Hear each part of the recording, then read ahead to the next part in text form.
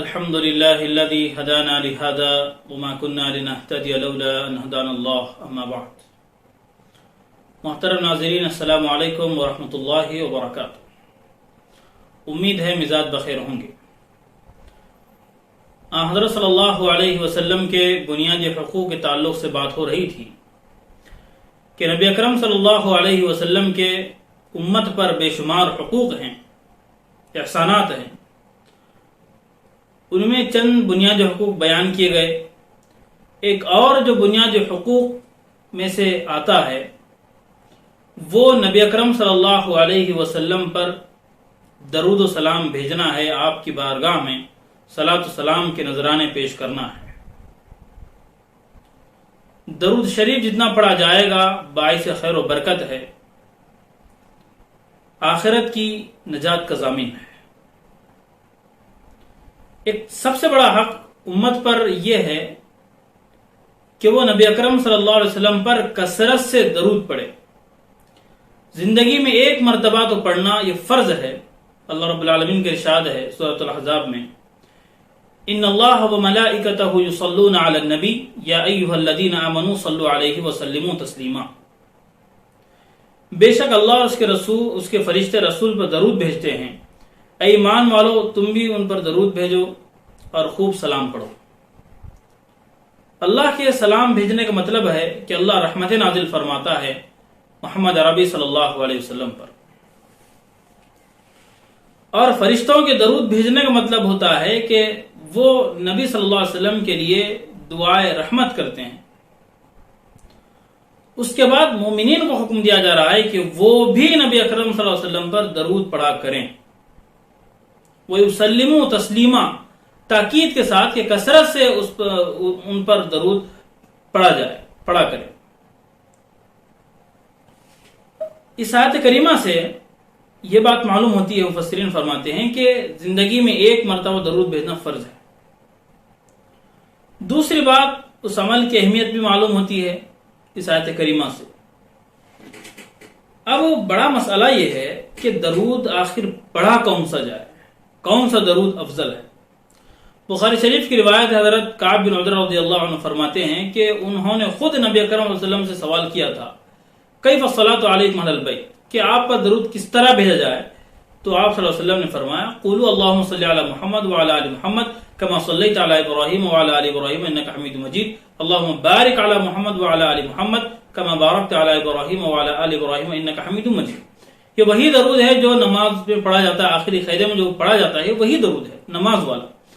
تو اسی درود کو سب سے افضل مانا گیا ہے، سب سے افضل کہا گیا ہے، سب سے اعلیٰ کہا گیا ہے، کیونکہ اس کے اندر نبی اکرم صلی اللہ علیہ وسلم کے نام کے ساتھ حضرت ابراہیم علیہ السلام ان کے اولاد کا نام ہے، کہ ان کے واسطے سے یعنی ان پر جس طرح اللہ نے درود بھیجا، برکت بھیجی ہے، اس طرح نبی اکرم صلی اللہ علیہ وسلم پر بھیجنے کی اس میں دعا مانگی گئی ہے. اسی لیے یہ افضل درود کہلاتا ہے اکارڈنگ بخاری شریف. دوسری بات، اس کے علاوہ بھی بے شمار درود ہے، اس کے الگ الگ صیغے ہیں، الگ الگ اعتبار سے پڑھا گیا ہے، بالکل اسے پڑھا جا سکتا ہے. اور بعض احادیث میں جمعہ کے تعلق سے بات آئی کہ جو شخص جمعہ کے دن عصر کی نماز کے بعد 70 مرتبہ یہ درود پڑھے گا، اللہم صلی علی محمد النبی الامی کی وعلی آلہ وسلم تسلیما، تو اس کے 70 سال کے گناہ معاف ہو جائیں گے، 80 سال کے گناہ اس کے معاف ہو جائیں گے جو بندہ اس کو 80 مرتبہ پڑھے گا. تو الگ الگ درود پاک مروی ہے، الگ الگ روایت میں الگ الگ صیغے موجود ہیں، لیکن تمام کا مقصد یہی ہے کہ نبی اکرم صلی اللہ علیہ وسلم پر کسی طرح درود بھیجا جائے، صیغہ چاہے جو بھی ہو، لیکن افضل درود وہی ہے جو نبی اکرم صلی اللہ علیہ وسلم نے ارشاد فرمایا، نماز والا درود شریف. اب اس کے فضائل اور فوائد کیا ہیں، درود شریف پڑھنے کے فضائل اور فوائد کیا ہیں، یہ بھی ہمارے سامنے ہونی چاہیے. مسلم شریف کی روایت ہے، نبی اکرم صلی اللہ علیہ وسلم کا ارشاد ہے، من صلی علیہ واحدۃ صلی اللہ علیہ عشرہ، کہ جو شخص مجھ پر ایک مرتبہ درود بھیجے گا اللہ اس پر 10 رحمتیں نازل کرے گا. یہ ایک بہت بڑی فضیلت کی بات ہے، بہت بڑا فائدہ اس کے اندر ہے. اور ایک مسند احمد کی روایت ہے کہ نبی اکرم صلی اللہ علیہ وسلم ایک مرتبہ باہر تشریف لائے تو آپ کے چہرے پر خوشی کے آثار تھے، یرا فی وجہ البشر، کہ آپ کے چہرے پر خوشی کے آثار تھے. صحابہ نے پوچھا آخر کیا ماجرا ہے؟ تو نبی اکرم صلی اللہ علیہ وسلم نے فرمایا کہ ابھی میرے پاس ایک فرشتہ آیا تھا اور کہا من صلی علیک من امتک صلاۃ کتب اللہ لہ بعشر حسنات ومحى عنہ 10 سیئات ورفع لہ 10 درجات. ابھی ایک فرشتہ آ کر کہنے لگا کہ جو شخص آپ پر ایک مرتبہ درود بھیجے گا اللہ اس پر 10 رحمتیں نازل کرے گا, اس کی 10 نیکیاں لکھی جائیں گی, 10 گناہ معاف کر دیے جائیں گے اور اس کے 10 درجات بلند کیے جائیں گے. یہ فائدہ ہے درود شریف پڑھنے کا, یہ اس کی فضیلت ہے. اور ایک ترمذی شریف کی روایت ہے کہ نبی اکرم صلی اللہ علیہ وسلم نے ارشاد فرمایا ان اول الناس بیوم القیامہ اکثرهم علی صلاۃ, کہ قیامت کے دن میرے نزدیک سب سے نزدیک شخص وہ ہوگا جو مجھ پر کثرت سے درود پڑھتا رہا ہوگا. تو یہ بات معلوم ہوئی کہ اگر نبی اکرم صلی اللہ علیہ وسلم کی معیت اگر ہونا ہے, آپ کا قرب حاصل کرنا ہے, تو آپ پر کثرت سے درود پڑھنا پڑے گا, اپنا ماحول بنانا ہوگا. یہ درود شریف کے فضائل تھے اور اس کے فوائد تھے. اب ہمارے سامنے یہ بات بھی ہونی چاہیے کہ درود شریف نہ پڑھنے کے وبال کیا ہے, اگر نہ پڑھا جائے تو اس کا وبال کیا ہے, اس کی وعید کیا ہے. ایک تو مشہور بات ہے جو نبی اکرم صلی اللہ علیہ وسلم کی بیان کی جاتی ہے البخیل الذی من ذکرت عنده فلم يصلی علیہ, کہ دنیا کا بخیل شخص وہ ہے جس کے سامنے میرا تذکرہ ہو اور مجھ پر درود نہ بھیجے, اس کو بخیل کہا گیا.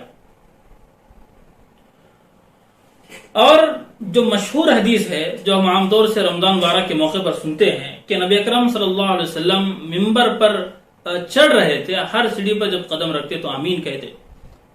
3 مرتبہ آپ نے آمین کہا. جب خطبہ نماز وغیرہ ہوئی صحابہ نے پوچھا کہ آپ نے اس طرح آمین کیوں کہا؟ تو حضور اکرم صلی اللہ علیہ وسلم فرمایا کہ میرے پاس جبریل آئے اور کہا کہ وہ شخص برباد ہو جائے تو رمضان مبارک کا مہینہ پالے اور اس میں اپنے مغفرت نہ کروا لے. میں نے کہا آمین. اور دوسرا وہ شخص ہے کہ جس کے سامنے حضور کا نام لیا جائے اور درود نہ پڑے وہ برباد ہو جائے. میں نے کہا آمین. تیسرا وہ شخص ہے کہ وہ بڑھاپے کی حالت میں وہ اپنے ماں باپ کو پالے لیکن ان کی خدمت کر کے جنت نہ پالے. میں نے کہا آمین, وہ برباد ہو جائے.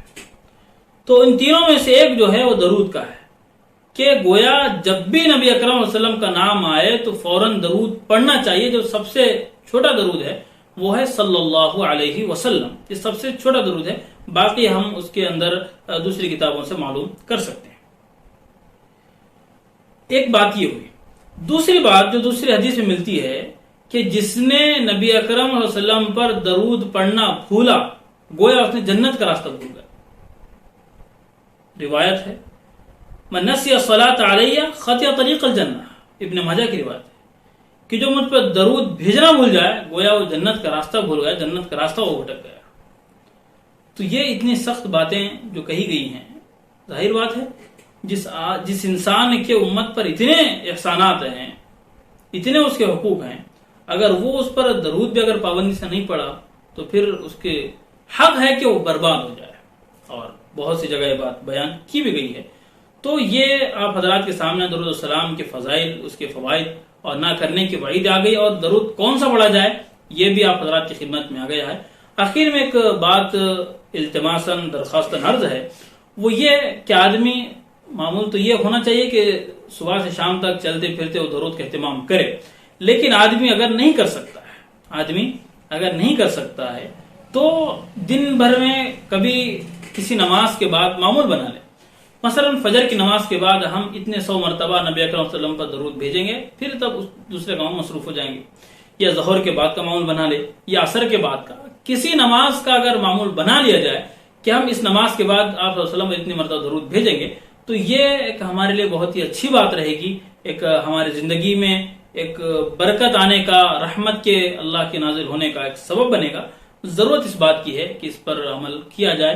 اللہ رب العالمین سے دعا ہے اللہ تعالیٰ ہم تمام کو, کہنے والے کو بھی اور سننے والوں کو, نبی اکرم صلی اللہ علیہ وسلم کی ذات اقدس آپ کی بارگاہ میں بارہا درود شریف کے نذرانے پیش کرنے کی توفیق عطا فرمائیں. وآخر دعوانا ان الحمد للہ رب العالمین.